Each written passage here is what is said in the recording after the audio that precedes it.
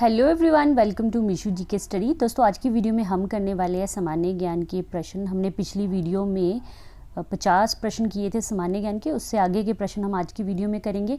सारे प्रश्न बहुत ही इंपॉर्टेंट है, सिलेक्टेड है, इसलिए वीडियो को पूरा जरूर देखिए। तो चलिए फिर आज के क्वेश्चन करते हैं।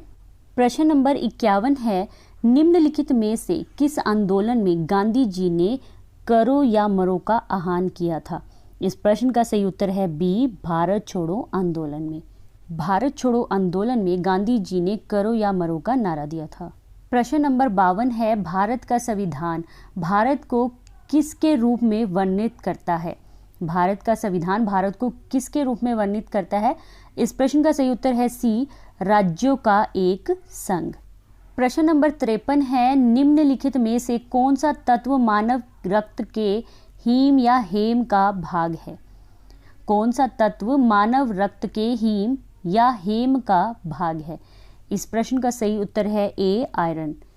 हमारा अगला प्रश्न है, निम्नलिखित में से कौन सा क्षेत्र भूस्खलन की सबसे अधिक संभावना वाला क्षेत्र है? कौन सा क्षेत्र भूस्खलन की सबसे अधिक संभावना वाला क्षेत्र है? इस प्रश्न का सही उत्तर है बी, हिमालय। 55वां प्रश्न है, किस संशोधन में सहकारी समितियों के गठन का मौलिक अधिकार प्रदान किया गया है?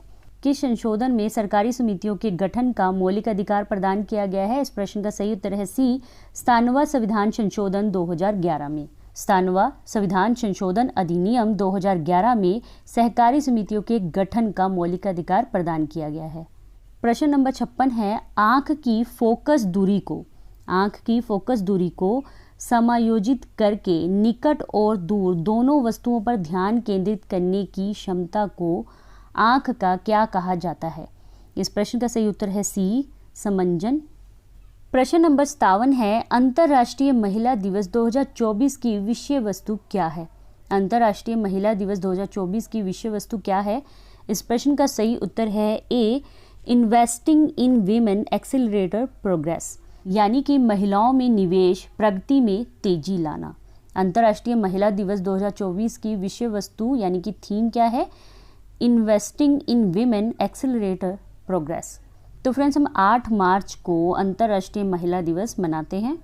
हमारा अगला प्रश्न है, तवा नदी जो डैश नदी की सहायक नदी है, तवा जलाशय पर स्थित है।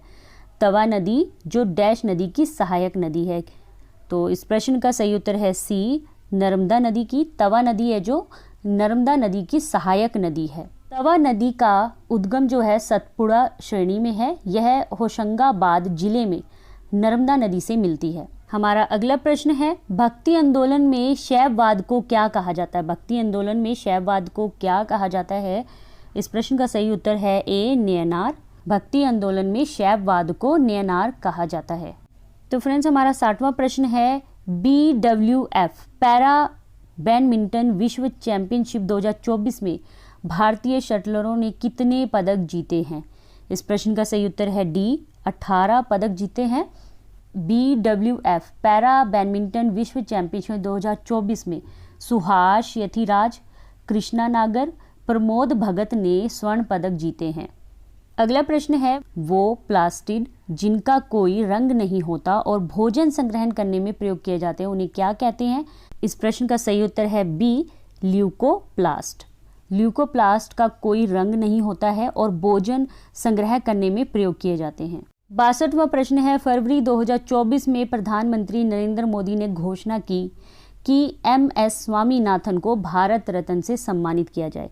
MS स्वामीनाथन को भारत रत्न से सम्मानित किया जाए।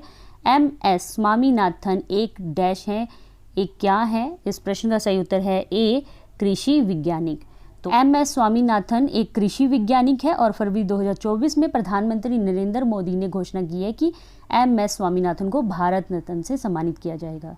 अगला प्रश्न है, अब्दुल करीम खान और अब्दुल वाहिद खान किस घराने के संस्थापक थे? अब्दुल करीम खान और अब्दुल वाहिद खान किस घराने के संपादक थे? इस प्रश्न का सही उत्तर है डी, किराना घराने के संपादक थे। 64वां प्रश्न है, भू राजस्व की महालबाड़ी व्यवस्था के प्रतिपादक कौन थे? भू राजस्व की महालबाड़ी व्यवस्था के प्रतिपादक कौन थे? इस प्रश्न का सही उत्तर है सी, होल्ट मैकेंजी। भू राजस्व की महालवाड़ी व्यवस्था के प्रतिपादक थे होल्ट मैकेंजी। 65वां प्रश्न है, खंपति जनजाति किस राज्य में पाई जाती है? खंपति जनजाति किस राज्य में पाई जाती है? इस प्रश्न का सही उत्तर है बी, अरुणाचल प्रदेश में। अगला प्रश्न है, बेरोजगारी का अध्ययन निम्नलिखित अर्थशास्त्र में से किस एक का विषय है? बेरोजगारी का जो अध्ययन है किस अर्थशास्त्र का एक विषय का अध्ययन है? इस प्रश्न का सही उत्तर है डी, समष्टि अर्थशास्त्र का। तो बेरोजगारी का जो अध्ययन किया जाता है किसमें किया जाता है? समष्टि अर्थशास्त्र में। हमारा अगला प्रश्न है, वह दिल्ली का सुल्तान था जिसने दरबार में सिजदा और पैबोस की प्रथा शुरू की थी। सिजदा और पैबोस की प्रथा शुरू की थी, वह कौन था जिसने यह प्रथा शुरू की थी? तो इस प्रश्न का सही उत्तर है बी, गयासुद्दीन बलबन। गयासुद्दीन बलबन ने अपने दरबार में सिजदा और पैबोस की प्रथा शुरू की थी और जो गयासुद्दीन बलबन है वो दिल्ली का सुल्तान था। सिजदा का क्या मतलब होता है? तो इसका मतलब होता है सम्मान के रूप में माथे से जमीन को छूने की क्रिया थी। ये सिजदा क्या है? सम्मान के रूप में माथे से जमीन को छूने की क्रिया थी, जबकि पैबोस राजा के पैरों को चूमने की क्रिया थी। पैबोस में क्या होता था कि राजा के पैरों को चूमने की प्रथा थी। हमारा अगला प्रश्न है, 2024 में बार्सिलोना ओपन निम्नलिखित में से किसने जीता है? 2024 का बार्सिलोना ओपन किसने जीता है? इस प्रश्न का सही उत्तर है बी, कैस्पर रूड ने। अगला प्रश्न है, इनमें से कौन सा देश आंशिक रूप से एशियाई महाद्वीप में और आंशिक रूप से यूरोपीय महाद्वीप में स्थित है? तो इनमें से कौन सा देश है जो आंशिक रूप से एशियाई महाद्वीप में और आंशिक रूप से यूरोपीय महाद्वीप में स्थित है? इस प्रश्न का सही उत्तर है सी, तुर्की।